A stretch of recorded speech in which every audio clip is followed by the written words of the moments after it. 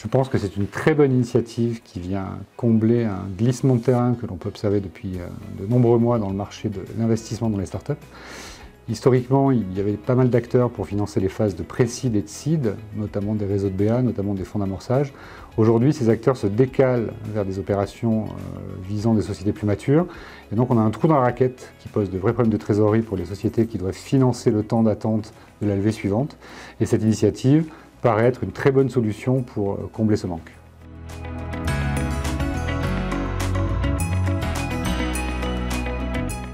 L'originalité réside, à mon avis, dans le fait de donner à un acteur de l'accompagnement le soin de créer, organiser et mouvementer un acteur de l'investissement. Et ça permet à cet investisseur de bénéficier de toute l'expérience liée à l'accompagnement. Donc en fait, ça crée un pont entre les deux mondes. Ce sont deux mondes qui ont toujours collaboré, mais qui étaient actionnés par des acteurs différents.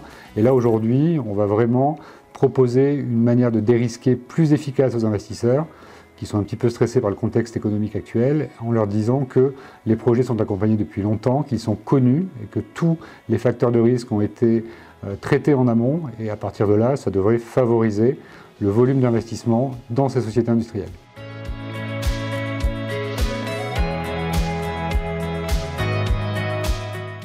On va pouvoir utiliser les nouveaux mécanismes que la loi de finances 2024 a mis en œuvre, notamment le boost des défiscalisations des investissements dans les sociétés qui sont en croissance ou qui sont issues de la recherche et qui font beaucoup de recherche dans leur activité comptable. Et donc ça devrait vraiment permettre de joindre l'utile à l'agréable, c'est-à-dire investir dans les dossiers prometteurs tout en bénéficiant d'un avantage fiscal qui devrait dérisquer encore plus cet investissement.